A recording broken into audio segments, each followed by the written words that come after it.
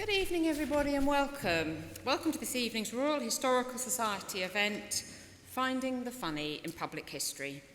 My name is Emma Griffin. I'm the President of the Royal Historical Society, and I'm delighted to welcome you all here this evening to this very special conversation, and of course to welcome all those of you online as well.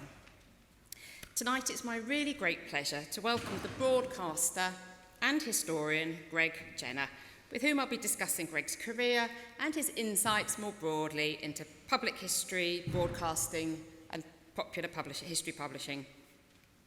Greg, I think it's no exaggeration to say, is one of the UK's best-known public historians, highly regarded for his work in podcasts, radio, TV and publishing. He is the host and creator of the chart-topping comedy BBC podcast You're Dead to Me, as well as presenter of BBC Radio 4's Past Forward, A Century of Sound, the BBC's award-nominated children's podcast Homeschool History, and the Audible series, A Somewhat Complete History of Sitting Down.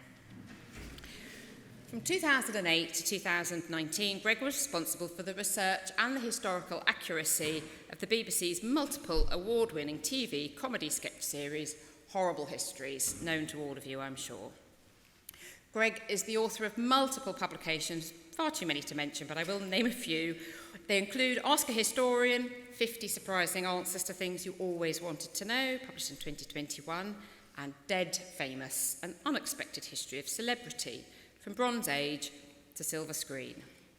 His best-selling children's book, You Are History, From the Alarm Clock to the Toilet, The Amazing History of the Things You Use Every Day, was published in 2022, and his new children's book series, Totally Chaotic History, co-written with expert historians, will be published by Walker Books in 2024.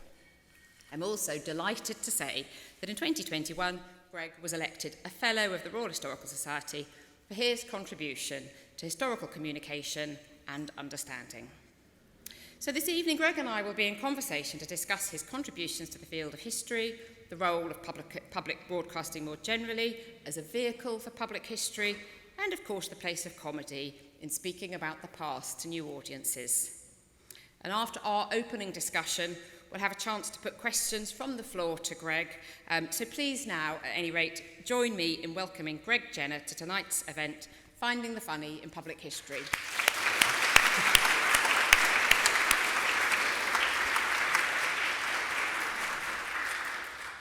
I sound very boring when you made some, like all the things, it's like, oh God, I did that as well. I'm really sorry. Yeah. It's my capacity to take something that's not boring. No, because I'm a professional historian, and that's what we do. We make things really boring. When you said 2021, I was like, that was last year, wasn't it? I don't know where time has gone. So, time has really flown. Yeah. I would like, we're talking about time and starting at the beginning, I would love to know a little bit more, Greg, about how you became the kind of historian that you are today. So I'm an academic historian. I had a very traditional route. I did my undergraduate, then I did a master's, then I did a PhD, did a postdoc, wrote a PhD, turned my PhD into a book, got a job which involves teaching and researching history. And that is kind of the ordinary historian, if you like. But of course, it doesn't enable me to do fun things like podcasts and horrible histories. So I'm sure the room would just love to know about your journey and how you got from where you started to where you are now. I wanted that.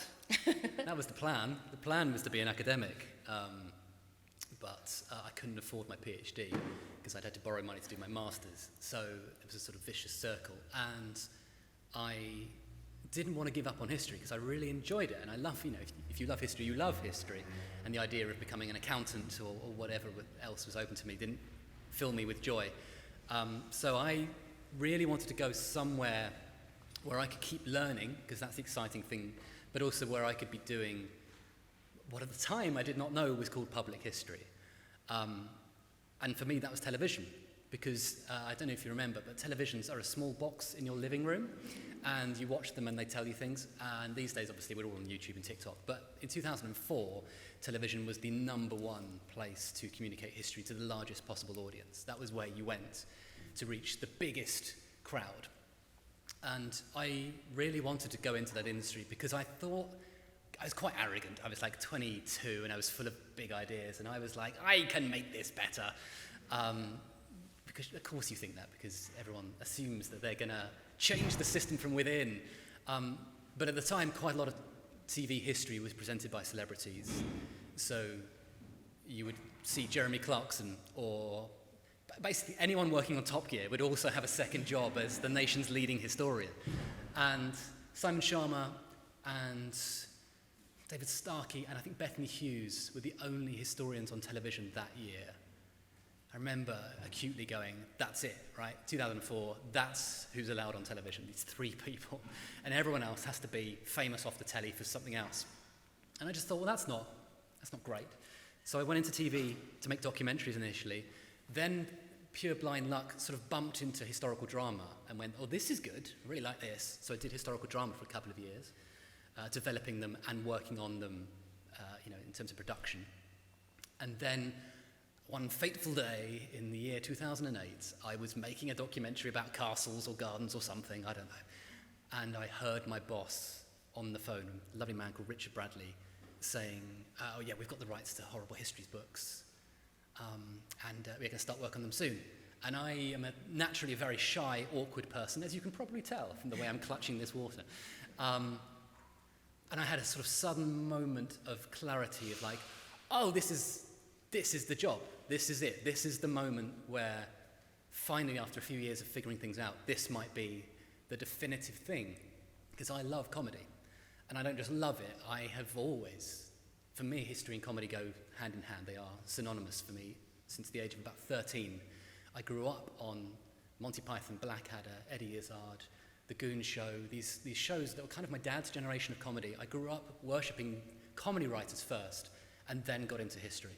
And I just had a sort of moment of like, I need to work on this show. I need to work on this thing. And I knocked on the door and said, Richard, I'm so sorry. I was eavesdropping on your phone call. But I'm a historian who loves comedy. I wrote my master's thesis about Monty Python and the Holy Grail. I wrote comedy at university. I performed comedy at university. I can tell you all about the history of comedy. I need to work on this show. And he went, all right. And I went, I expect there to be some resistance. And he was like, no, it's a history show. We probably need a historian. They weren't going to have one.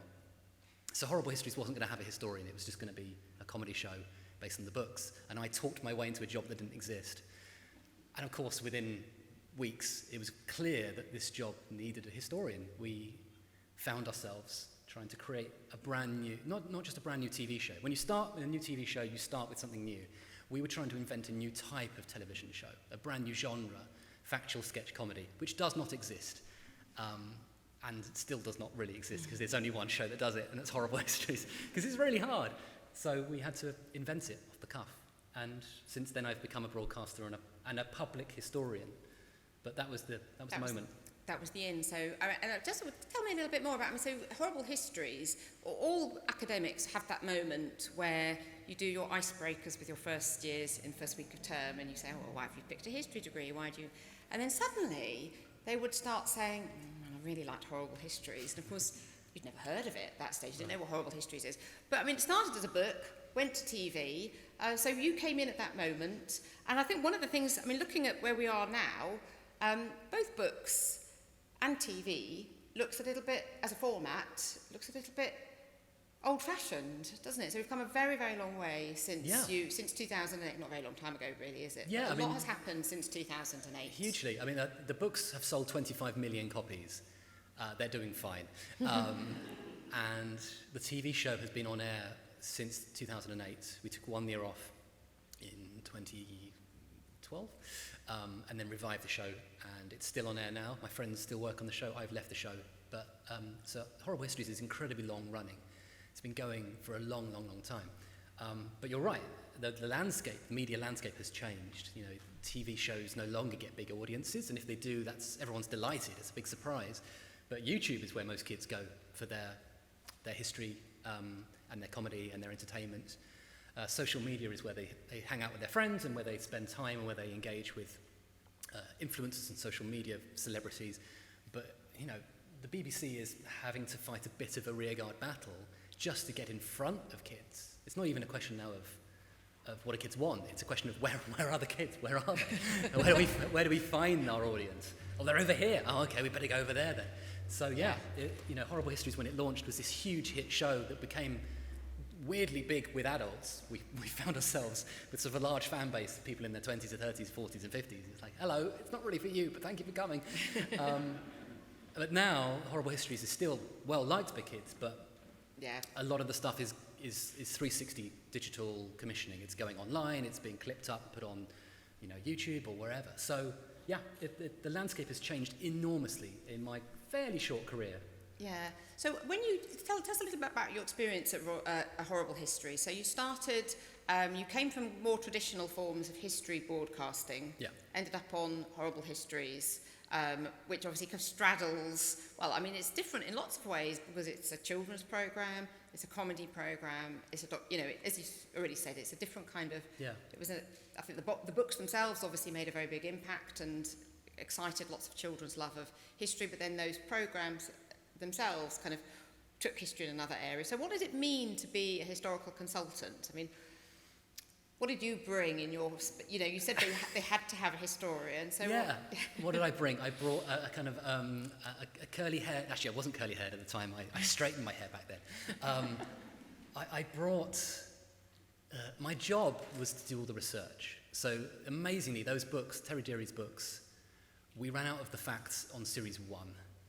So initially I read all the books, wrote down the funny bits, and that was series 1. Series 2, entirely me. Series 3, entirely me. Series 4, entirely me. Series 5, entirely me. Series 6, a small team appeared of historians because I was very tired. Series 7, Series 8. There are now like a team of historians on Horrible Histories, which is very exciting. But series 1 to 5 was just me. I had to do the history of the world. Every week I had to be an expert on a different subject, and we'd do a 3-hour writing meeting on the Romans in the morning, and in the afternoon it'd be the Tudors. And so I'd have to prepare 20 pages of notes on the Romans, have lunch, and then do 20 pages of notes on the Tudors. And that required months and months and months of reading. But the problem with, so normally when you're a historical consultant, you've done historical consultancy, you've done, yeah. Normally people come to you with questions that you can answer. They do. How did people eat their dinner in the 18th century? Yeah. What kind of hats did they wear? What did cars look like in 1908? Yeah. On Horrible Histories, blank page. Find something funny. Off you go. That's it. That was my job. Find something funny, enough for 200 sketches. So 200 sketches requires, there's about 8 facts in every sketch, so you're off looking for thousands of history facts, and you're doing it every year, year in, year out. And so my job was to do the research initially, find the funny, which just meant reading every book I could find. And then my job was to present the facts to the writing team. They would then write a first draft. Hello, welcome. Sorry. There's seats, I think. Don't worry. We've got plenty of seats. You're welcome. So the writers would then write a first draft, and we'd sit around the table, the producer Caroline, director Dominic, Giles, our head writer, and we would go through the script, and the 3 of them would go, is this funny? And I would also go, is this funny? Because I like to think I'm funny. No one agrees, but I like to think that. But I would go, no, you can't say that, that's misleading. No, that hasn't happened yet. No, the potato hasn't been discovered yet. You can't have that joke. Henry VIII didn't do that, that's a myth. You're just going through the script going, you can't have this. And the amazing thing for me, as someone who loved comedy, but who hadn't done that much on it, was that Caroline would turn to me and say, and how do we fix it? And so I got to be the historian / comedy writer, because I would then be able to go, we need a punchline here that is historically accurate. And that's how I learned to write comedy. I think unlike the traditional route where you are doing your research in the archives and writing your books, you're allowed a little bit of interpretive license, and you're allowed to kind of play around with what you see a little bit, but mostly you're supposed to be as faithful as you possibly can to what's there, and not to create. And I hear you saying you're not at all creating the facts, but actually a big part of the job was to find the funny, to find something that wasn't actually there in the document in any obvious way, but I mean, it's a very different kind of form of production. Yeah, hugely so. So essentially my job was trawling for facts. I was speed reading about 250 books a year, and would talk to every historian I met. I mean, if I'd met you at the time, I would have just grilled you. Tell me your 10 favourite facts about the 18th century. Subscribing to every magazine, listening to radio, watching TV, just trawling, looking for anything funny. But also you're trying to figure out what will someone else find funny. You're trying to imagine what will an 8-year-old find funny. So it's that double problem of going, is this funny to me? Yes. Will my producer think it's funny? Maybe. Will the writing team think it's funny? Will an 8-year-old find it funny? That's what you're looking for whenever you're finding a fact. Obviously, you start with the books called The History of Toilets. That's where you start. You start with the poo and the wee, because that's good. That's just comedy gold for kids. But those run out pretty fast. Yeah, they do. And before long, you find yourself reading books about, ecclesiastical history in the 14th century, and you're thinking, uh-oh. Canon law, is it funny? Let's see. The monasteries of Surrey, well, maybe not. But actually, you start to there's almost like a sixth sense that develops. If you're looking for comedy, you start to find it in places you wouldn't see it naturally.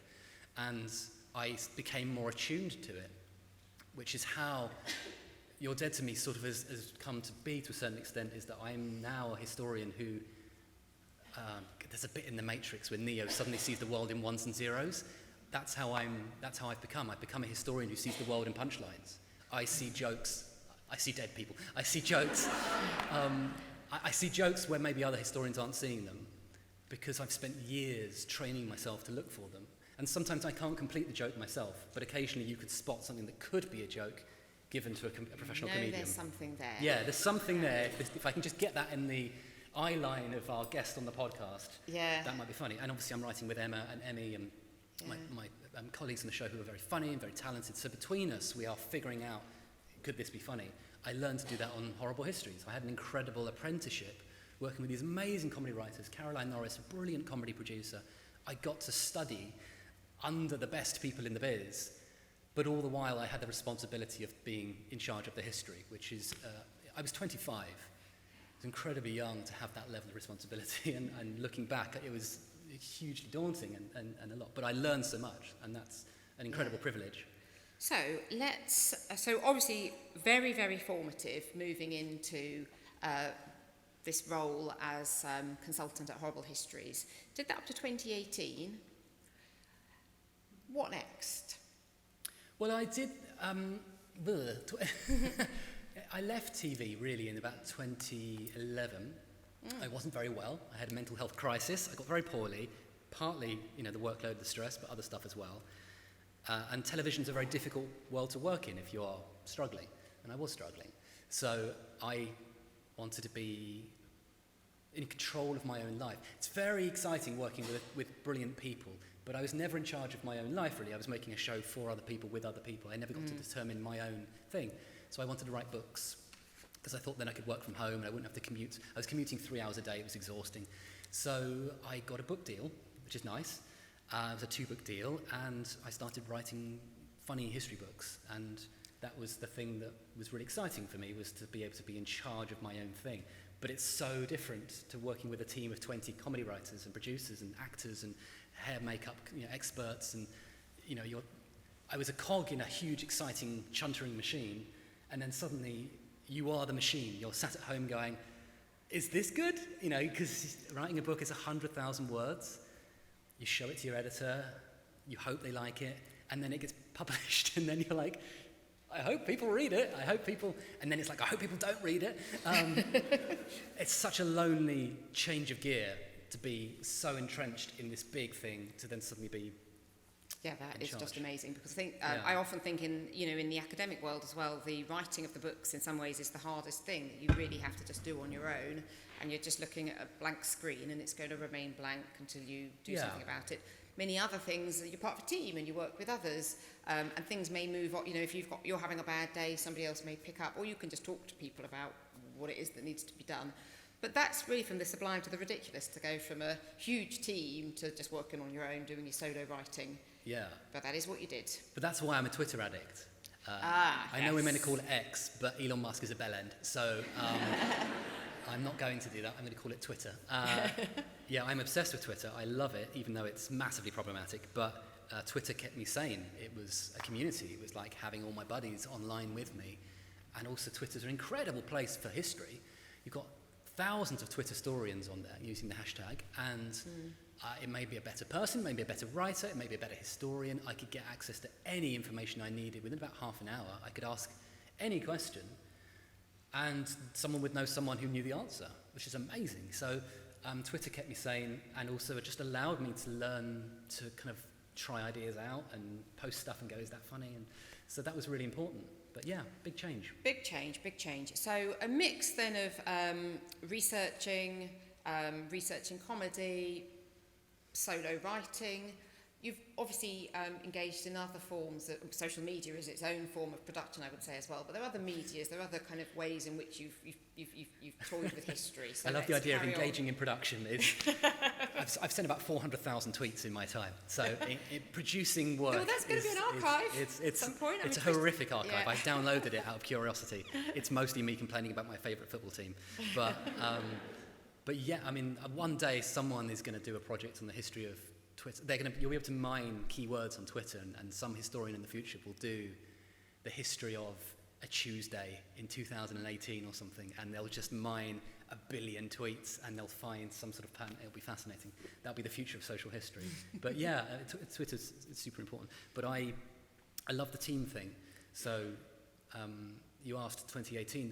2018 was the year I got an email from a lovely man called Ian McIntosh, who said, I make a football podcast for The Guardian, and I've just taken it separately, and I do football, but I wish there was a podcast for people like me who went to a comprehensive school, hated history, left school with no GCSEs in history, and then went, oh no, I've missed out.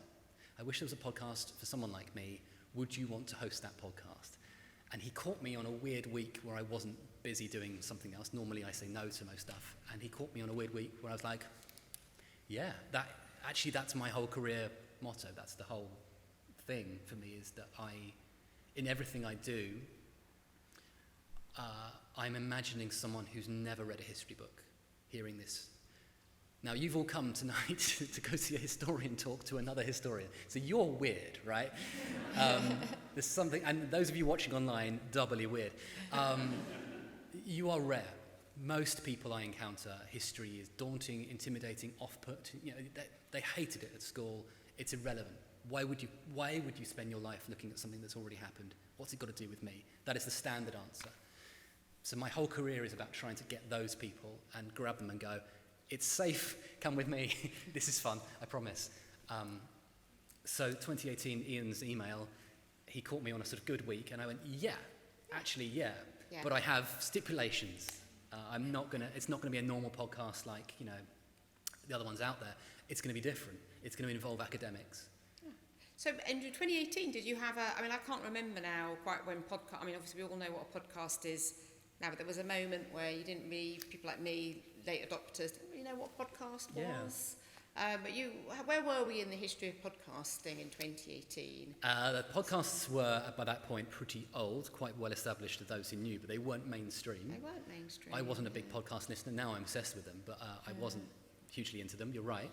I had done audiobooks, so I'd read my own audiobook, so I was quite used to the idea of historians performing their own work, which was a new thing. I think, I might be wrong, and apologies if I'm wrong, but in 2015, I got to read my own audiobook. And I don't think any other historians I know at the time were allowed to do that. And I don't know. Still not. They hate us reading our own books. They'll do anything rather I than read all my own books, okay. But they were like, you read it. And I was like, I don't know what I'm doing. And it was the first time I'd ever done any public speak. I hadn't done any. And I was really bad at it. I was terrible at it. And so when Ian came to me and said, do you want to do podcasting? I was like, I've had no training. I did my audiobook once. It was a disaster. I've been on the radio a couple of times, I did a bit of telly here and there, but I'm really not a broadcaster. And he was like, oh, you'll figure it out. and so I'm acutely aware of my flaws, and I co-edit the show, You're Dead to Me, and I aggressively edit it, so there's as little of me in there as possible, because I talk so much and stumble so much over my words. I hate listening to myself back. So I'm a very inexperienced broadcaster, but because I guess I'm in control of my own show, I get to sort of quite carefully show you the best side, but you wouldn't want to see what's happening over here. The sausage process is ugly and gruesome, and there's a lot of waffle. So when you started doing the podcast, obviously by this point you'd worked in TV.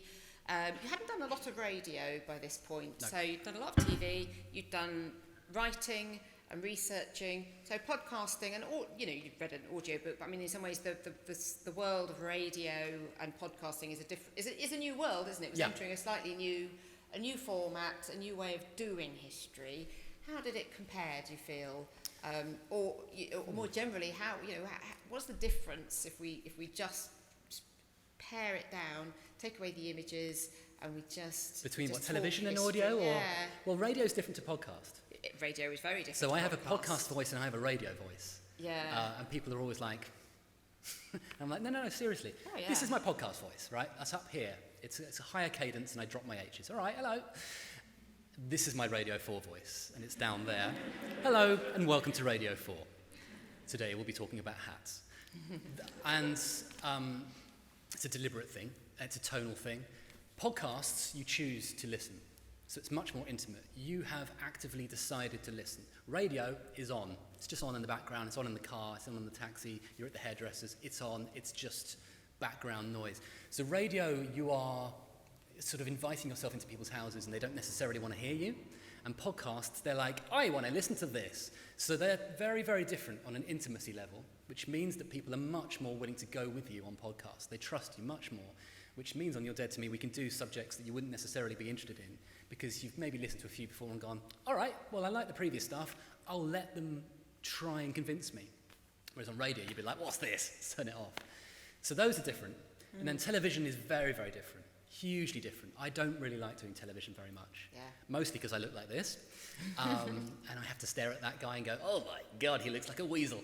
But also on television, the structure's really different. You're not in charge. The show gets edited by other people. It gets shot by other people. I'm a control freak, as you can tell. I don't get any control on television, even if I'm writing my own script. I hate that. And on television, there's very, very little of the how do we know.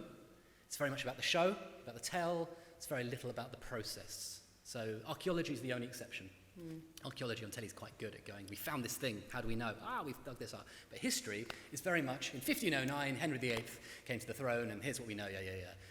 On radio and podcasts, you can be a bit more discursive. You can talk about, well, how do we know that? Really? Are you sure? Is that on it? Was Boudica real? Was Boudica a real person, or is she a literary figment created by Tacitus? And you sort of go, well, really?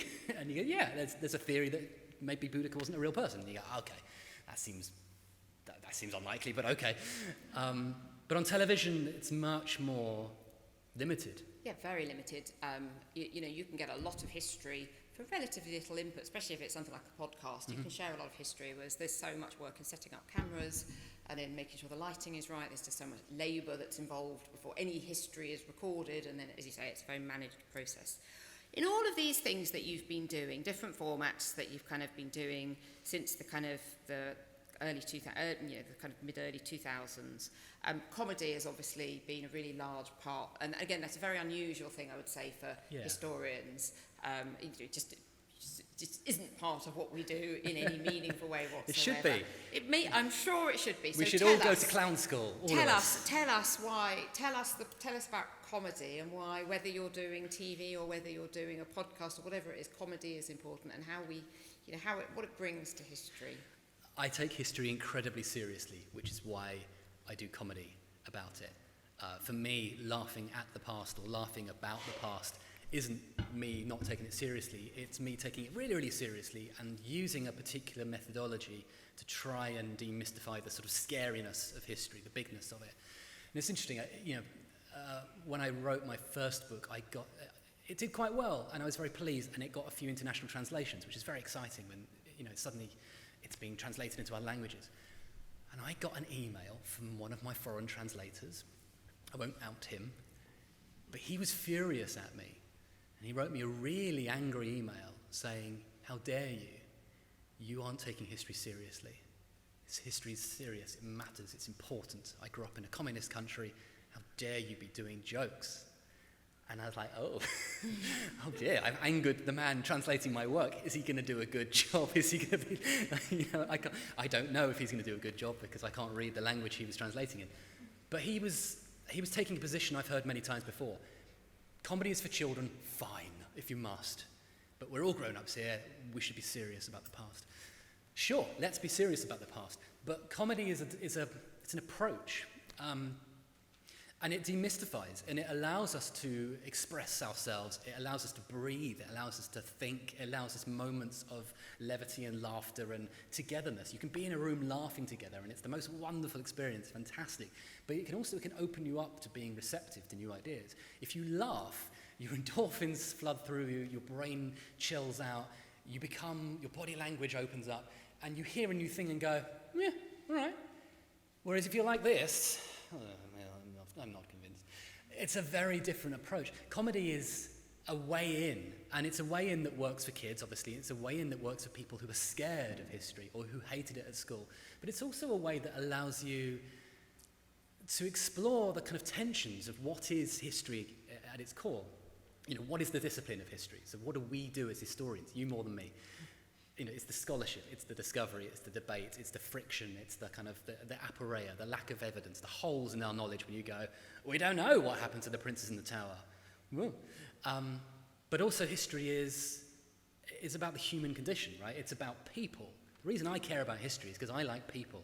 I love meeting new people. I'm very shy, I get very awkward about it, but I really love meeting new people. It's very exciting for me. I love what makes people tick, and history is that on an infinite canvas. It's 108 billion people who've ever lived, we think. All of them had a story.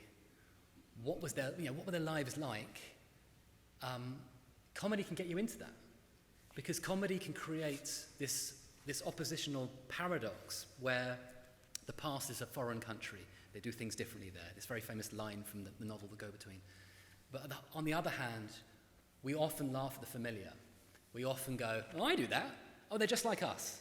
People in the past were just like us. They farted, they joked, they hugged their kids, they played with their pets, they got cold, they got hungry, they went to war, they protested against war, they had to navigate gender roles and aging and headaches and toothache, and they died of the smallest, most horrible diseases, and they experienced all the things we experience, and they were different to us in every way because they spoke different languages, they lived in different times, they had different mentalities, but they were humans, and we're humans.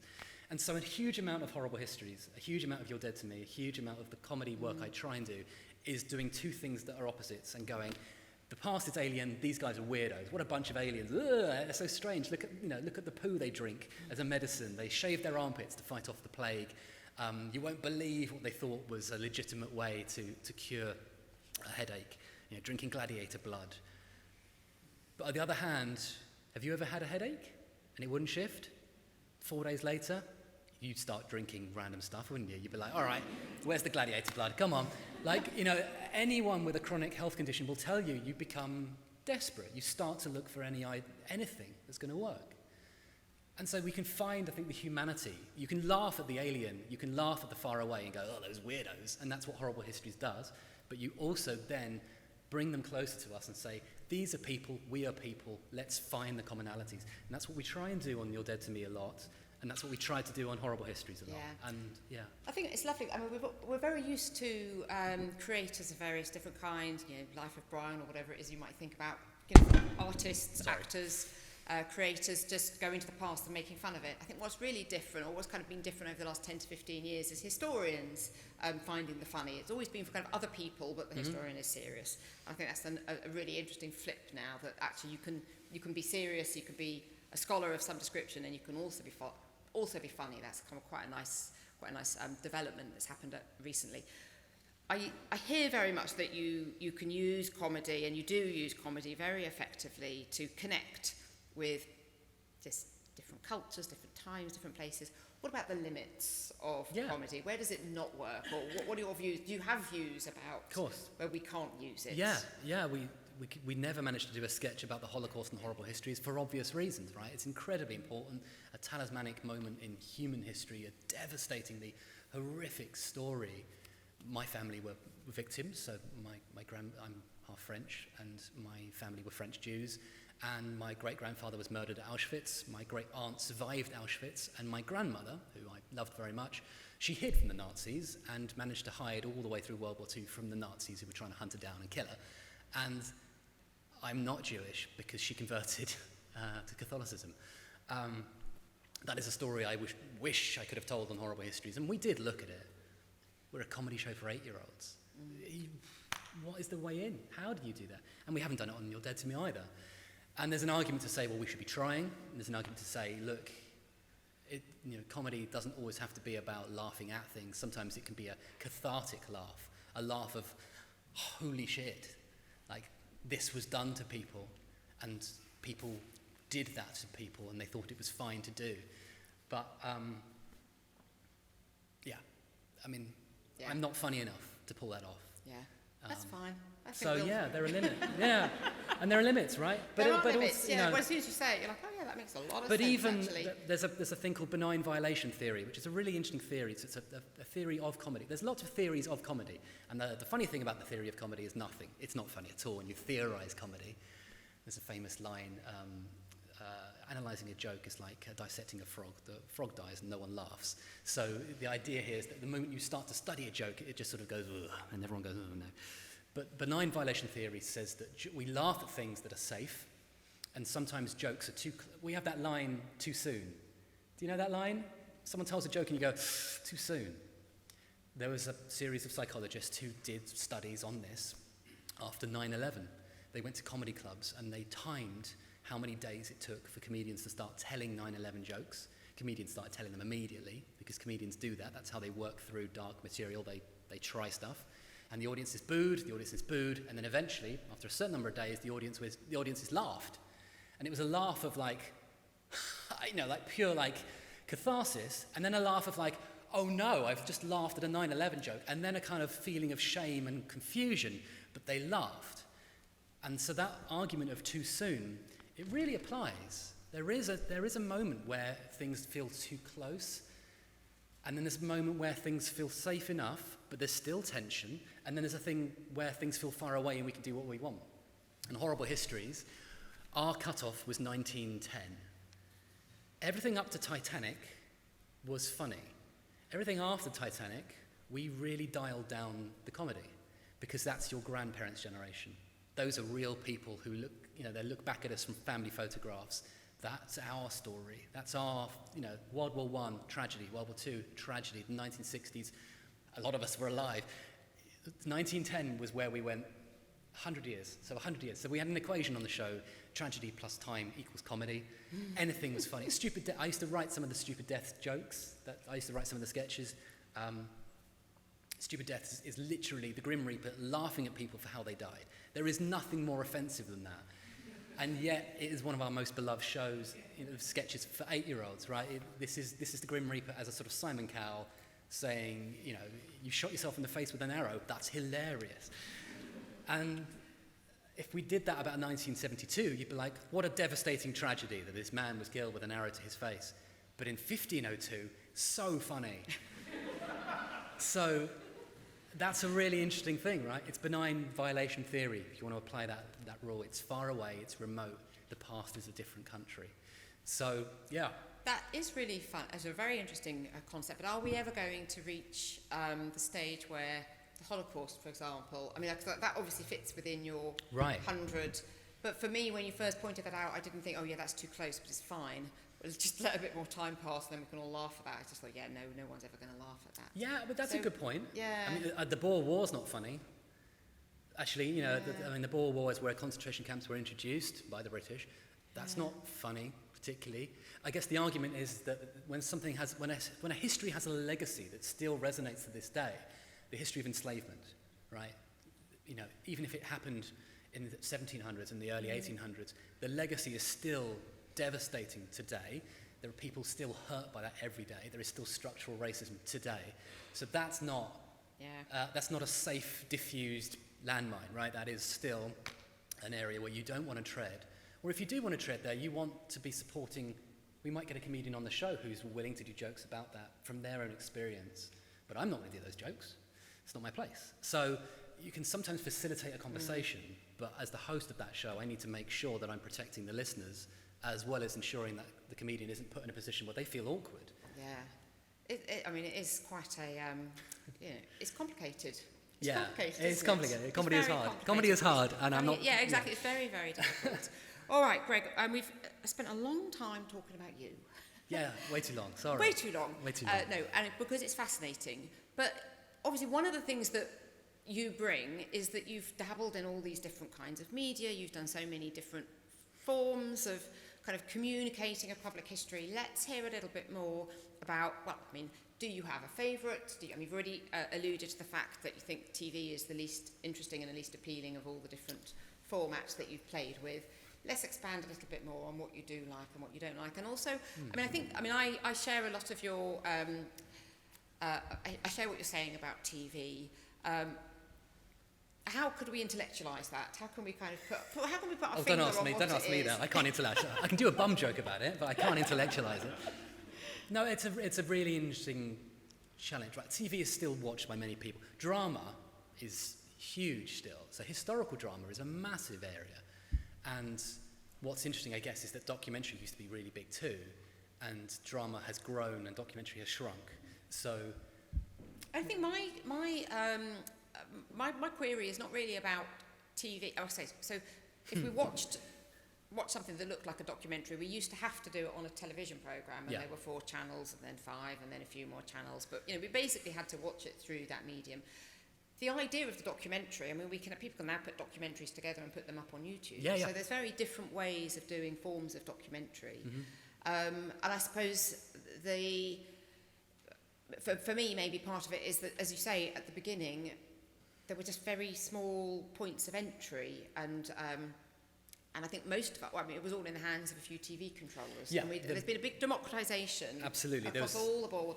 There was a kind of gateway problem. Yeah, there was a gateway problem. A shrunken bottleneck where, I worked in TV development where you would pitch ideas. So we'd have to come up with 20, 30 different ideas for programs. And you'd go for your meeting with the controller of history at Channel 4, and you'd say this, and they go, no, and you go, this, no, this, no. And you knew that if you were pitching Henry VIII, it's a yes. And you knew if you were pitching, what would be a good one? Vikings, probably yes. If you're pitching Rome, yeah, good shot. 18th century, get out. No one wanted the 18th century on television. The royals, absolutely, yes, lots of that, please. Winston Churchill, oh yes. Hitler, have a whole channel to yourself. How much Hitler have you got? So you would go into these meetings, and of course, you'd also then say, and this is the historian we'd like to present it, and they'd say, how about Jeremy Clarkson? And you'd say, no. How about the professor who wrote the book? And that was a huge problem. But at the same time, there were standards upheld. When you made a program at the BBC, there were standards upheld that are not upheld on YouTube. Now, YouTube is great, and there's very good stuff on there, but there is also no editorial control or legal aspects or any right of reply. So a person can put a YouTube documentary up, and it can be seen by 5 million people, but that person has no moral or legal obligation to reply to any criticism or critique. Whereas if I made a documentary for the BBC and you thought it was bad, you could write to the BBC Ed Poll department, and they would then forward that email to me and say, right, here are the complaints, you must answer them, which was my job on Horrible Histories. I was in charge of answering the complaints, which was a really fascinating job. Because sometimes they were very pedantic. You said that this is a cabbage, but that's actually some sort of squash. And you're like, okay, I don't really care, thank you. But sometimes they'd be really, really specific. You showed a map of the Middle East in the 1200s and you didn't show Palestine. And you go, oh, God, that's hard. Okay, right, yep. And so you'd find there would be specific things, but the BBC would have a right of reply. On YouTube, you don't.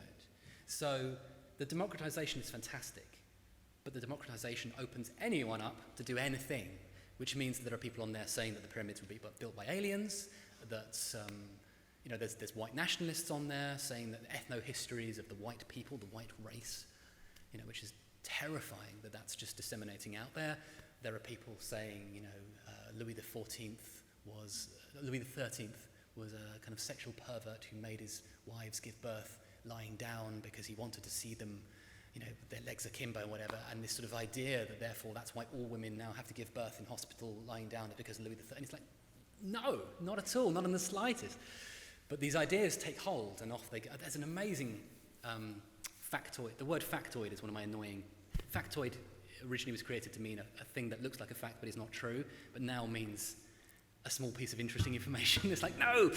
Factoid has become a factoid. There's a factoid that Queen Cleopatra used a box of buzzing bees as a sex toy. And I've seen it in reputable history books, and it's like, there's no evidence. The earliest evidence I found is from 1994. I cannot stop this thing going around the internet. So, yeah.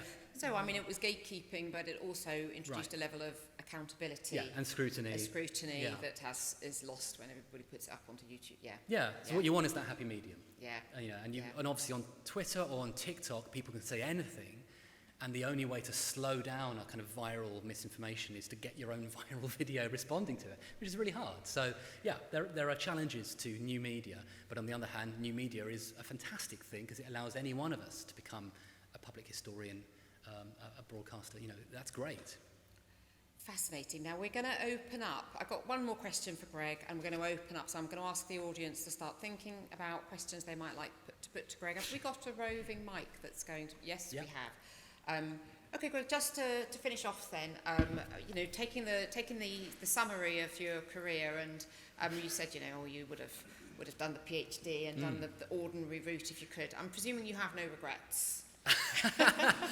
I have plenty of regrets, but no, I sort of look back and kind of go, I would have been miserable in academia because I would have been crowbarring in very stupid toilet puns into monographs about 13th century, sort of medieval literature. No, I love my job. I'm incredibly lucky to have a job.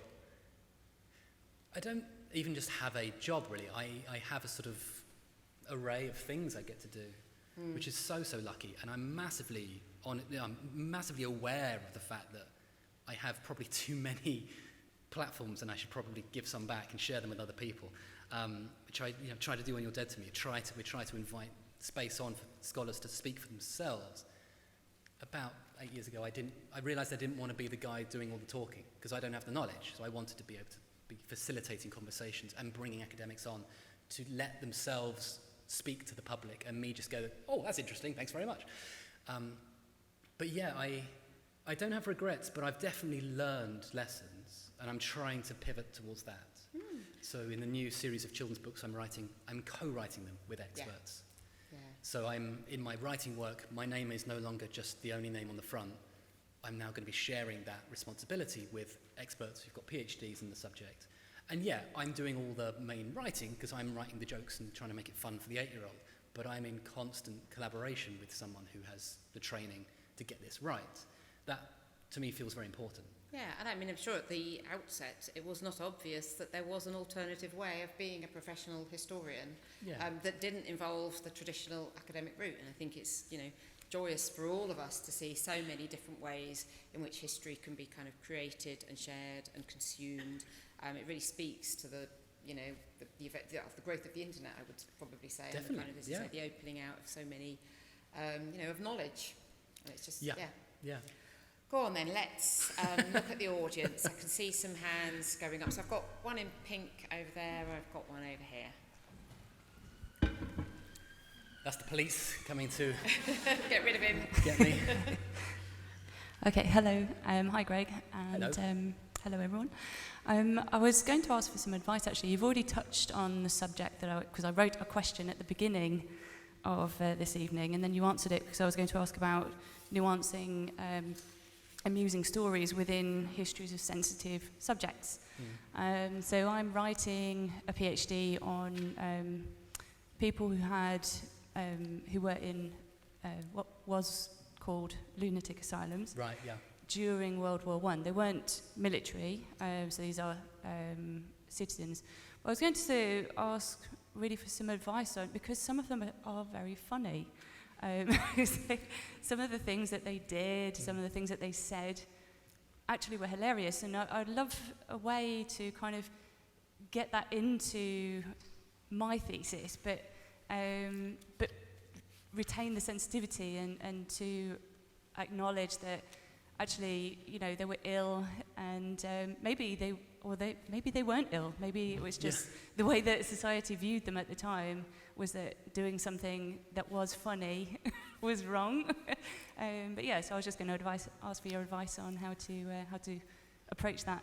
It's a really interesting. That sounds like a fascinating PhD, and it's a big challenge. On Your Dead to Me, we try and cover sometimes quite tricky subjects, but we'll always try and ensure that the comedian has some experience or connection to the story, so that they have a place to speak from authentic experience, or at least they've got some sort of emotional connection, or there's a way in for them, because it's quite easy to just sort of just book anyone who's funny and then let them be funny.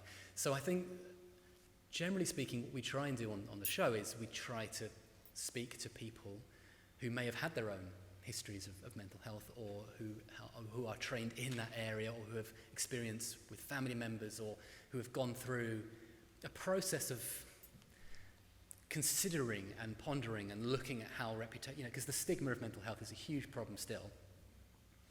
And there are words we use all the time, there are words I use all the time which are problematic, which I probably shouldn't use. I often call myself an idiot. And that's a word that actually 100 years ago had a very specific, quite cruel meaning. But I kind of grew up with it not having a cruel meaning. It was very gentle. It was not an idiot. It feels, so there's sort of interesting problems just there. But laughter and humour is a really interesting thing to capture. The history of comedy, the history of laughter, the history of what people found funny is in itself really interesting. And if you're finding things funny, that in itself is intriguing to me, because there's obviously a 100-year gap there, and you're laughing at something that is 100 years old, which often 100-year-old jokes are not funny. But I guess my advice would be probably to speak to other people, maybe in the field, but maybe also just to perhaps show it to support groups or local mental health groups, or a charity like Mind or whatever, and ask for feedback and say, what do you think of this? How would you write about this? See if there's just if there's a consensus, if people are agreeing and going, that's really funny. Maybe that's the way through, because it's easy, I think, to have our own personal take on something. But I think as a public historian, if you put something out into the ether, you need to have a certain confidence that most people are going to take that in the right way. And for me, the last thing I ever want to do is upset or hurt someone. So I hate it when we put an episode out and it's got a joke in it and someone writes to me and says, actually, I found that really triggering. I always feel really bad because I never want to hurt anyone. So it's a tricky situation, but I would probably, take a sort of reading from a few other people and see if they've got some thoughts on it, because obviously you found something really interesting and human and real, but sometimes we can feel a little bit of embarrassment of like, am I meant to laugh at this? It's an interesting one. Thank you for that question. What a thoughtful, interesting challenge. Yeah, good luck with it. Thanks. Do put your hands right up, don't be shy or I won't find you. Well, I've got one there, first of all, that's spotted, then another one in the front row. Forward, Philip. Oh, I meant there. Okay. So she's popped her hand up first of all, so. Hello. We need the mic so that people on Zoom can hear you. Yeah. Okay. Put your mouth right in. Oh gosh, sorry. I was wondering, because obviously you're so sensitive or thoughtful, finding the comedy and sort of in your podcast and Horrible Histories, and that's sort of your route for people to make their way into history when they're a bit nervous or unsure about it. I was wondering how you felt about, I think, the other way that some people present history, not necessarily to have people interested in history, but almost just to get viewers, perhaps. So shows like The Tudors or Hunters, even Bridgerton, they're all sort of historically based, in inverted commas. But, especially The Tudors and Hunters, they're around quite sensitive subjects. So, obviously, Henry VIII's wives and the Holocaust, respectively. I was just wondering what your view on that was in the debate. It's a lovely question. I love the way you were very gently trying not to badmouth anyone while at the same time saying, well, this stuff is problematic. It is problematic, but at the same time, it's not a new problem. I wrote my master's thesis on this exact problem 20 years ago. Who does the past belong to? So there's this interesting issue that we have professional historians who traditionally are the kind of curators and gatekeepers.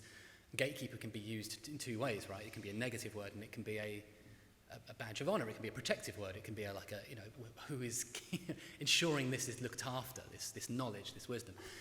The past belongs to all of us, and the history of storytelling when you look at it really, from the very, very beginnings, historical stories were reinterpreted for their ends. So Gilgamesh, the first ever story recorded, is about gods and monsters and humans. Shakespeare rewrote history to make it better. He updated and improved on Plutarch and Tacitus and Holinshead and all the other sources he read.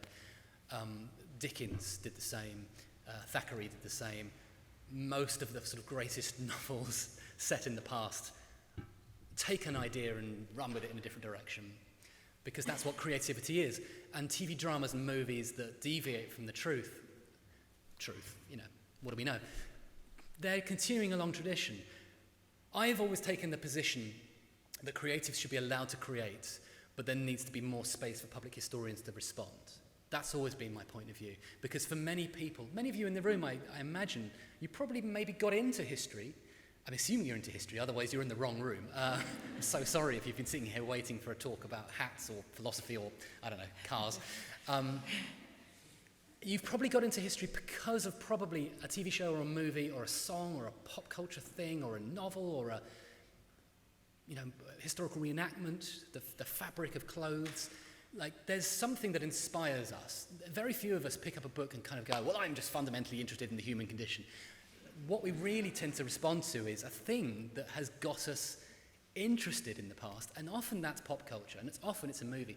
And Horrible Histories is problematic in many, many ways. Of course it is, because we had to make 1,000 decisions on a weekly basis, and we often would do things that were the funniest thing, but also we made mistakes, we made errors, that we did things we wouldn't do now. Any creative endeavor, you're compromising on stuff. You can't afford this. You can't make that happen. The director doesn't want to do that. The actor doesn't want to do that. There's always cuts taken. But also, what's so important, I think, is if you put stuff out into the ether and people respond, that's often the beginning of a lifelong journey to falling in love with history. So I would much rather these programs go out there and that we can talk about them openly, and that there are platforms to talk about them openly, because that's much more likely, I think, to get someone involved. Just very quickly, when The Crown came out, Wikipedia released their data, and they had 100 million hits on pages related to the monarchy within the first month of the show going out. People watched the thing and went, is that true? That is a good response. That's the response we're looking for as historians.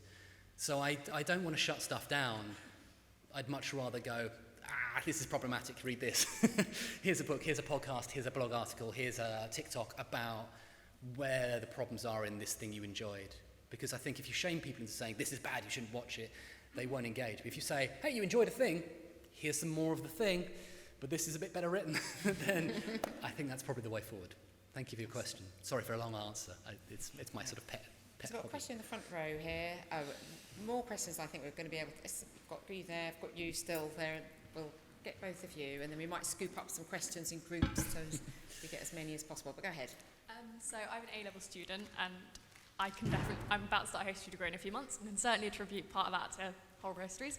But in terms of my actual question, instead of sort of looking to the past, I've been looking to the future of history a bit more recently. Yeah.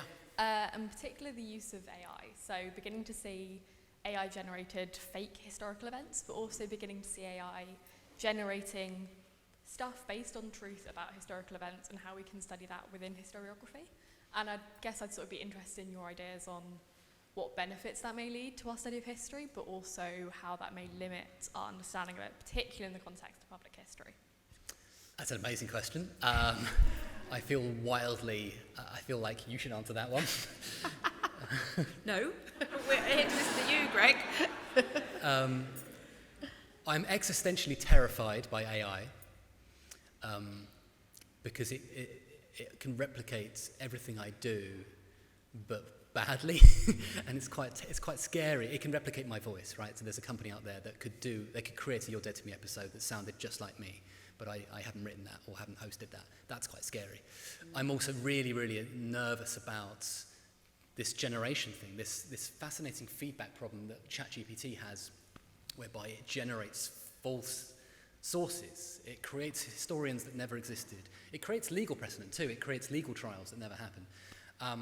And you can ask it, for example, to write a diary in the style of Joseph Stalin, and it will. And it'll be like, hey, I'm Joseph Stalin, and today I'm going to kill all the kulaks. You know, it's a sort of weird, like, you're like, what is this? It's an amazing piece of technology, but it It's just so dangerous because it's just so powerful. And what it's doing, it's a recursive feedback loop. It's been trained on stuff that pre-exists, and it's feeding that back into the system. So it's almost a kind of carnivorous problem of it devouring itself, and it will replicate the same problem over and over. And AI probably could be used tremendously. It could probably be very helpful. AI is doing amazing things in decoding palimpsests and ancient documents from ancient Roman sites. We can't read them, and AI is learning to figure out what is written underneath the burned layer of incredible technology. We're reading documents that were lost forever. That's fun. But it's quite alarming that you can ask it a question and it will invent something that never happened. Because now you need to train young people, actually people of any age to be honest, not just to think for themselves, but to be skeptical of where they read things. But also the problem is that information will leak into Wikipedia, or leak into all the places. It will start showing up in places that look legitimate. Like the Cleopatra bee in the box thing, where it's in proper books on the history of sexuality, written by sociologists. That very quickly will leach into the water supply, and we'll start to find these things. I've got an example, very quickly, an example of where that happened, for real, not with AI, but with television. My first ever job was on a TV show called Days That Shook the World. It was work experience, it was a history show, it was very good, very nicely made, but they made the show was about a day in history that was momentous, and they did the assassination of Archduke Franz Ferdinand, and the director needed the actor playing Gavrilo Princip, the assassin. He needed something to do. The director said, I don't know, eat a sandwich. So the actor starts eating a sandwich, they film that, they put it in the show. 7, 8, 9 years later, that director received an email from a historian saying, I have been chasing this myth around the world for a decade, and I finally traced it back to you. I have found this fact about Gavrilo Princip eating a sandwich in countless history books by professors and eminent scholars in multiple languages. It is now true. You've invented a fact. And the director was doing their job of just trying to make some interesting telly. That's what AI will do 1 billion times over if we don't get in there and just find a way to regulate it. It could be amazing, but at the moment, it's a runaway train, and that is very scary. Thank you for that question. It is, I'm now terrified to go home and read the internet. But you're right, the future of history is the question. Yeah, thank you. Fantastic. Right, got a gentleman there, and the woman in the blue top. Thank you very much for everything you presented. How much, where else do you go, if I may say, for your content and for comedy? How much plot or how much content do you get from literature or from other sort of poetry, paintings, arts? How much his history, in your opinion, or his story tells her story, or all stories? If you could, in your opinion, in your experience. That's several questions all in one, isn't it, actually? What is history is the main question there. Where do we draw from? So I think the problem is, obviously, for a long, long time, history was very much his story, and obviously we've seen since the sort of 70s definitely a really important feminist movement to reclaim history and make it much more open and give parity to other people's stories, not just gentlemen who look like me. Hello! But also literature, art, culture, poetry, movies. I'm a social and cultural historian. I think you are too. Yeah, absolutely. I'm not a royal historian. I, where possible, try not to do royal history. I know people love it. I'm much more drawn to the ordinary stories of what people were thinking and what entertained them. I'm fascinated by the history of comedy and jokes, and I wrote a book on the history of celebrity. Naturally I'm drawn towards newspapers and songs and ballads and what people on the street were saying. So literature for me is a really useful resource, I think. I try to incorporate literature, poetry, song, art history into my work because I think they are another facet of what history is. History, tends to be a discipline focusing on documents and written things, but actually history really is looking at people and what were people doing. They were over here singing a song, playing sports. chatting with their mates. They were in the pub. They were saying goodbye to a loved one at a funeral. You know, these are the things that matter. And the arts and creative output and daily life and everyday stuff, the history of underpants, the history of socks, the history of forks, these things really get us into who people were. So I'm much less prescriptive on what is history. I'm pretty happy for it to be anything that happened in the past, to be honest, which is probably a bit baggy. It's all right.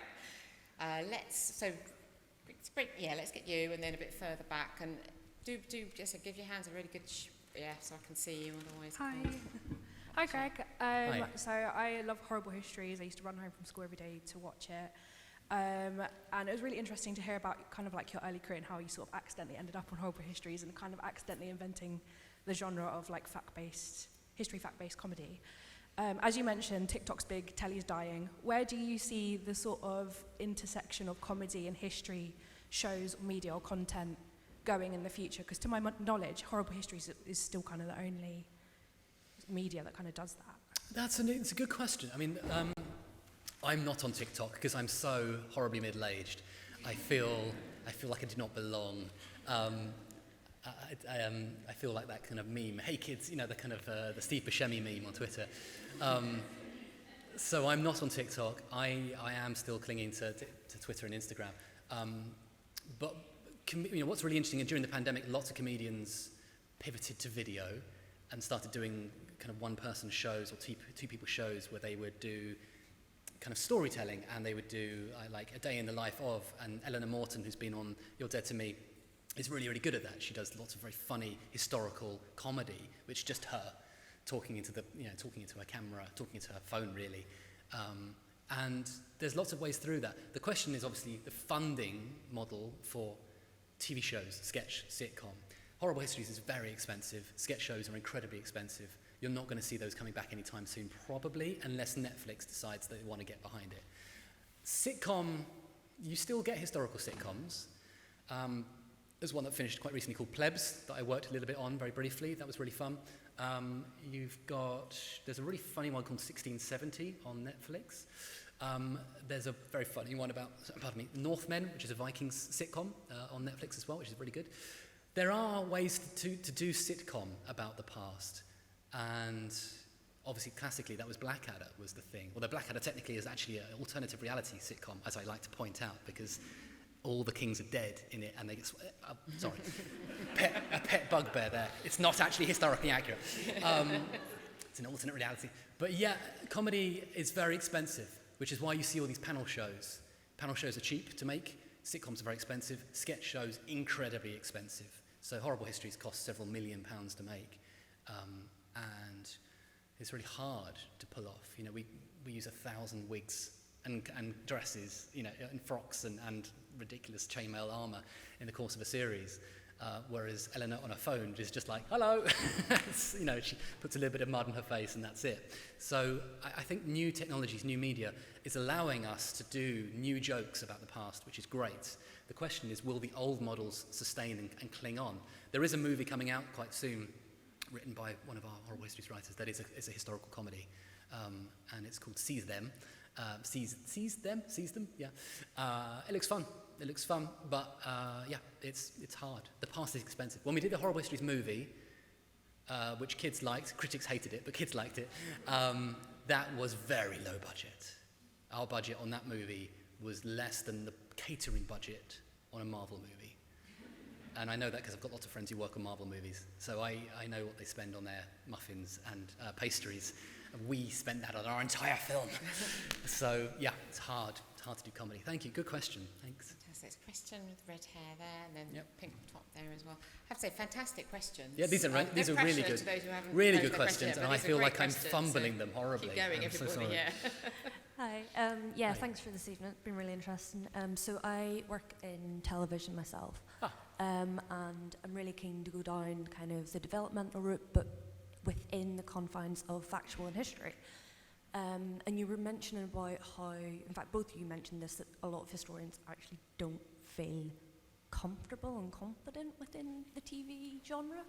I suppose my question is just, how can TV make it so that it is accessible and engaging to audiences still, but still really accommodating of, you know, actual historians, because at the minute you're seeing a lot of the same group of historians on all of the history-based shows, like even Netflix and Prime have actually brought out a lot of new kind of documentaries and things, but it's the same group across the board kind of who are contributing. So yeah, how can we kind of fix that problem? I mean, do you want to take that one?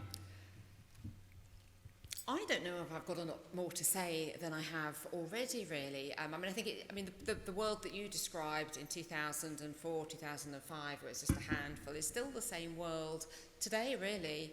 And many is the time I've been a talking head to precisely, not Jeremy Clarkson, it's the guy who was Baldrick, is the one I'm always... Oh, Tony, yeah. Tony Robinson, exactly. Yeah. Who is a fantastic communicator in lots of ways, but not a historian. It just hasn't changed. I don't know how we nudge. It's interesting that so much of the world has changed and so much of the kind of the productive history has changed, and yet TV is still very stuck in its ways in that way. I think it's just wonderful to have, I mean, you know, I guess the stakes are too high. It's too expensive for people to take a punt on something that they don't know. But from the viewer's perspective, yeah, I think it really works to hear somebody who's got a bit of passion, and you know, they may not be quite as polished as somebody who's done 50%, you know, fronted 50 shows, but it brings a bit of passion. I'm not polished, I can tell you. Yeah, but I think I quite often get asked to be a talking head on the... A talking head is such a weird... It's like a brain in a jar. Sit there and talk. I often get asked to do this. I turn down... Well, my agent is here. Helen, how many do I turn down? Multiple. Right, how many do I say yes to? 2 a year, probably.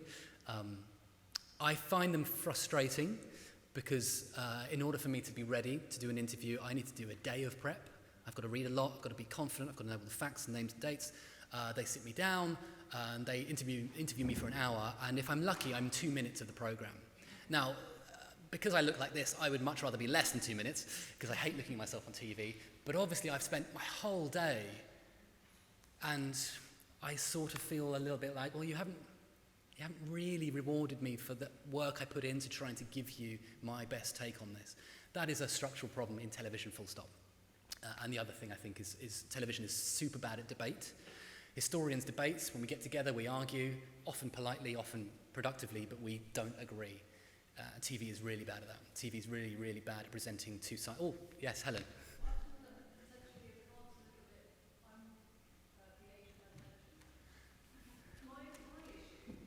Wait for the mic, Helen. Wait for the mic. So the people on Zoom can hear you. You make really good points about the form and how it can be restricting. From my perspective as an agent, I equally get frustrated seeing the same people, you know, putting one side that I actually represent. But the frustration I have with that is actually at the broadcasters, because they have occasionally the lack of imagination to think about new people who they haven't seen 100 times do it before. And that's why you see a lot of the same faces, because there is a fear about trying new people out. I mean, when you first started in television, there was a lot braver atmosphere now, and now we're in a contraction period of lack of finance and the rest of it. It's got worse, and people who represent taking a chance are really not being used hardly ever at all. Yeah. So in terms of how do we fix the problem, my appeal would be to broadcasters to be a bit braver and to give more voices a chance out there. Yeah. And I'll shut up there. Yeah. I mean, there are also some just unsolvable things, because we can now do radio and podcasting in particular. You can do it from your own home, so you've got no commuting. I live in Norwich, and I work on the Industrial Revolution, so they always want me in places like Burnley. I mean, it's the best, it's a whole day for just getting there and back for next to nothing. So it just, and with podcasting, you can get your voice and your ideas around so much more effortlessly. We do You're Dead to Me mostly over Zoom. I do it mostly from home. I've got a soundproof studio in my garden, which is very handy, and we put academic guests into a nearby studio near their university or their home, and we do it mostly over Zoom, and that's fantastic, because it means we can get to anyone at all, because we ask for 2 hours out of their day, and they can manage that. If you wanted them on TV, it's their whole day. And that's silly, isn't it? And also budgets have tumbled. When I started in 2004, TV budgets were, we complained at the time, we were like, oh, budgets have tumbled. And now they are devastated low. So, yeah, television's hard. It's a really hard medium. And that's you know, it's a structural problem. And also, whenever you see paintings on television, you've had to pay the Queen. Oh, the Queen's dead. You've had to pay the King. Because all that stuff belongs to some sort of, it'll belong to a royal collection, it'll belong to a museum or gallery licensing it, very expensive. So if you want to do a program about World War II, you need to get your footage from America, because the American footage farm gets you the footage for 200 quid, and it's all, it's in the Library of Congress, and it's free. But in the UK, the Imperial War Museum will charge you thousands of pounds to show a Spitfire flying. So there's sometimes just problems on, you can't afford to make the program about the thing you want to make the program on, which is frustrating. Sorry. There's a present blue there, there's somebody in pink over Yep. there. Let's get the blue one here, Philip, then there's pink here. Oh, those, blue top there. Hi, thank you for tonight, it's been really interesting.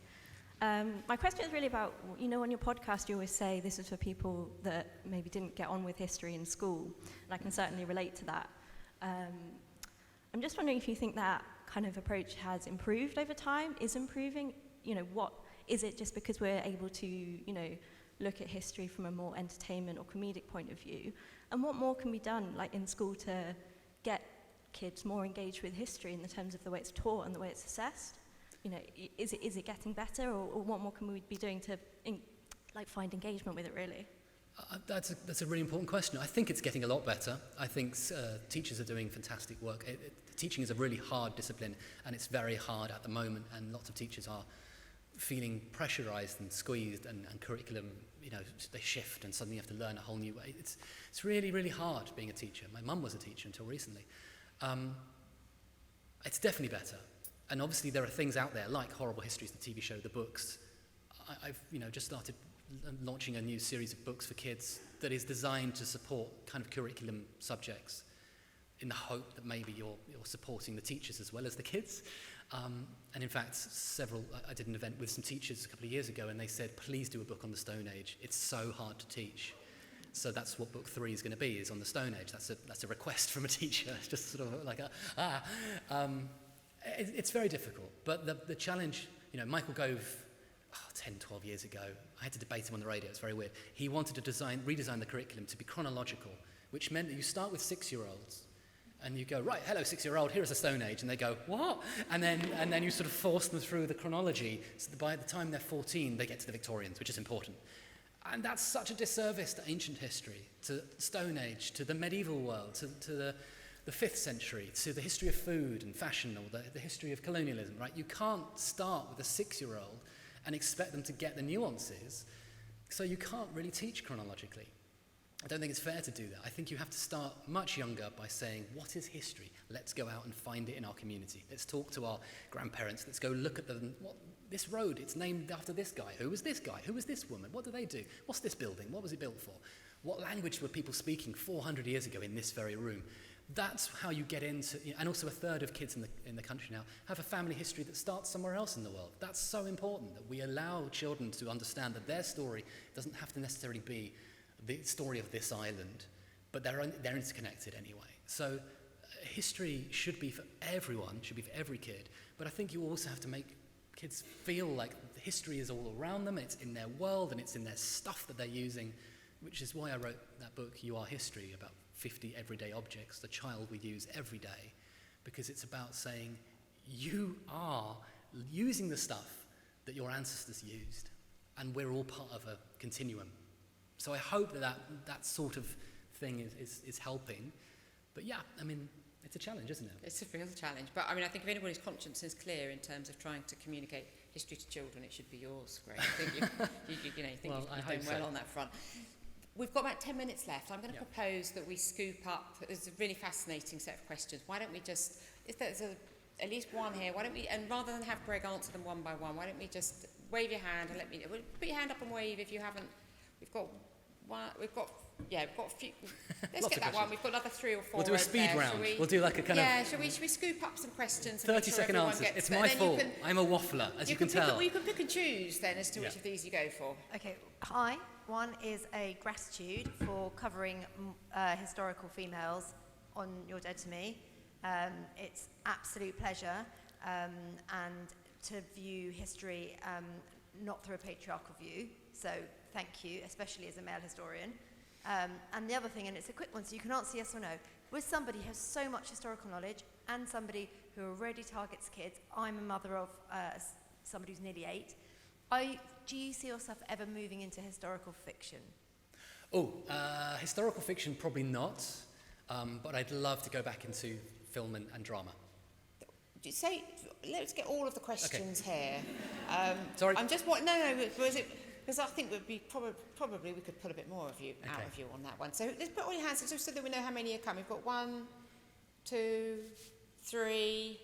Anybody else over here that's not been scooped up? Another one there, really. Okay, so let's get all. Are you happy with that? We're doing a medley. And Question then, medley. Exactly. Put them all in the soup. All the and hits. then pick up. If you want to scribble any of them down. Oh no, it's like a quiz. There we go. It's like the end of Your Dead to Me. don't Suddenly have the to. tables have turned. It's impossible to remember 5 questions. Right, go ahead. Try and be very quick. My question is about your books and your writing, and how you start when you start a new book. What's your writing process? Because I just sounds very surreal to say out loud, but signed my first book contract, so I'm now in the midst of trying to start it. So if you had any advice, that would be really helpful. Thank you.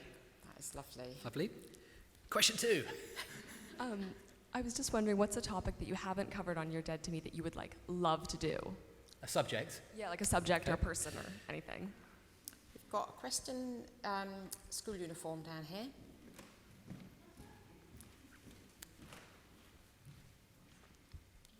I was just wondering, what's your favourite topic in history? Ooh. Lovely, very good one. That's a toppy.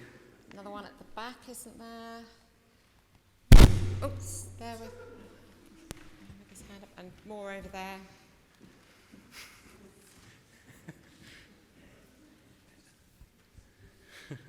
Hello, so public history isn't the only thing on the radio and everywhere else, so what could public history learn from other forms of academia, public medicine, science, arts, cars, whatever, or what could they learn from public history? I think there was another hand up over there. Yep. Thank you so much. So to your point that you brought up in your talk, there is a lot of unverified information going up on social media through influencers, and a lot of, especially younger audiences, not necessarily younger, have a lot of trust and faith in some of the people who arise on social media. What is the best... Oh, sorry. Sorry. What is the best way to really reach out to a lot of audiences that are listening to information that might not necessarily be correct on TikTok, YouTube, whatever, and to speak to that? Wow, okay. Fantastic. Is that Off you go, Greg. Okay. I think that's your lot. I feel like I have to sing this. Do what you will with them. Right. Yeah, historical fiction, I don't think so. I don't think I'm good enough as a writer. I know what I'm good at. I know what I'm bad at. I just think I would write a very bad book. And you'd be like, oh no. So I don't think it's my skill set, but I understand TV and film and script and screenplay much better. I've spent a lot more time on long-form storytelling in that regard. That's something where I'd love to do. And I've got ideas that I'd love to... If any of you are a movie producer, let me know. So thank you, that's great. Book writing process. Congratulations on your book deal. It's very exciting. The best advice I can give you for slightly later in the book probably is read it out loud. Because as I discovered reading my own book out as an audiobook, it's a nightmare. And you realize your cadence and your rhythms are off. You realize you've been writing in a literary style, but it's really hard to read. It's too long, it's too pacey, your semicolons everywhere, it's exhausting, too many jokes, blah. A joke works when it's in isolation, when it lands, and a fact often needs to be on its own and given space, and also your style, depending on how you want to write. But actually, the best books, they can be lyrical and they can be beautiful, but they sound like how you would speak to someone in a pub. The ones I love best, the historical scholarship I love best, is deeply knowledgeable and passionate, but it's written in a style where I feel like I'm sitting across a dining table and I'm spending time with someone passionate and knowledgeable, and they're sharing something with me. Those are the books I love the best. And there are many scholars who write just like that. So read it aloud so you can see the stumbles in your own writing, because you'll realize this doesn't feel conversational. But also read people that you love reading. It will make you more confident in your own voice. You'll find your voice, and you'll also understand that actually what you're doing is you're communicating. That's what we do when we write, we communicate. So good luck. Fave topic in history. Underpants are sorely understudied. The history of toilets. I mean, every human on the planet has done a poo. It is a fundamental human necessity. We get so like, oh, no, we're British about it. Sorry to the Irish people in the room. It's the history of ordinary daily body movements, headaches, and when you stub your toe. I love that stuff. That's real stuff. One of my favourite stupid jokes is I will often give fake quotes and say, in the words of Aristotle, what's for lunch? I want to know what did these famous people really do on their Tuesdays? That's what's interesting to me. So underpants and poo and toilets is my favourite subjects. What can we learn from other media and other subjects? So public history is a phrase that I started using about 12 years ago, and I was one of the first people, I think, to start using it in the UK. I'm not sure if I was the first. I wouldn't want to claim that, but I felt a little bit weird using it initially because people were like, what's that? But I borrowed it from public science. Scientists have been much better at explaining process for a long, long time. They're really, really good. For many years, we've had excellent public scientists, mathematicians, physicists, your Brian Coxes, your Hannah Frys, who can show you how a thing works. They can show you an experiment, they can show you the physics, they can show you the chemistry. They go this, then that, go this, ba-ba. And we don't do that very much in history. We should do more of that. We should do more of, I found a document, here's what it tells me. I had to decode it. This word is ancient and medieval. I had to then figure out the etymology, and I think it means this. We should do more process, because science has shown that people care about process. And also cars, right? Process. When you get a car, you take it apart. Fascinating, right? How do engines work? I don't know. So that's that. Question 4. That was question 4. I'm doing very well. Question 5. Social media influence. Back to the earlier point about not shaming people for enjoying popular entertainment. I don't think it works to go, oh, this person's an idiot. I don't think that helps. I think what helps is to take the spirit of gratitude and dignity and kindness, and to find these sort of videos and find them or whatever, and respond to them in a way to say, really glad you're interested in this subject. Can I just point out, actually, here is where we get things tricky. This is where we don't know that. That's not true. Boudica may not have existed. I love putting that one in because it gets people very angry. She probably existed. Someone existed. They burned down Colchester. Unless it was a bank job. Maybe it was a bank job and it's like an Ocean's 11 and she just covered it up as a... No, sorry. I think you have to go to people and speak with them and not yell at them. I don't think anyone responds to being told that they're wrong. But I think people can respond to being told, actually there's more to this. And I think that's probably the only way we'll ever be able to engage with social media influencers in a way that they'll listen. So while I'm not on TikTok because of this face, those people who are on TikTok, I suspect the ones who are successful are the ones who are not pointing fingers and going, rolling eyes, but are the ones going, interesting, actually, that is more complicated, and here's why. So yeah, building on, not knocking down, I think is my philosophy. 5 questions. Fantastic. Sorry. And I love this idea of numbering things. So I'm going to wrap up and I'm going to do 3 things in order to do so. First, I would love to thank the audience.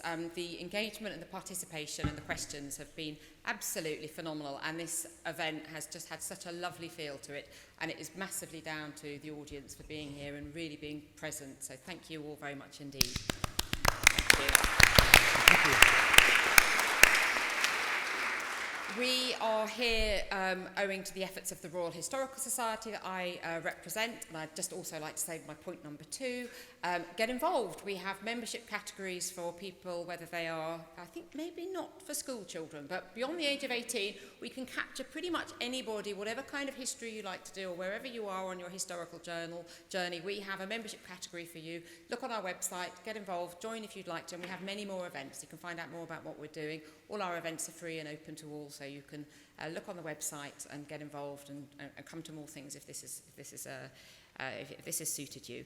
But 3, and finally, Greg, I would like to say a very, very large and warm thank you to you. Thank you for everything that you do in making history relevant and accessible to people in the UK today. I think that's a massive service that really deserves to be acknowledged. And thank you for giving up your evening, and thank you for your kind of generous, generous tolerance of the questions and your sharing of what you've done. I mean, it's just been a real joy, and I think obviously it's partly why we've all enjoyed ourselves so much here tonight. So thank you very much indeed.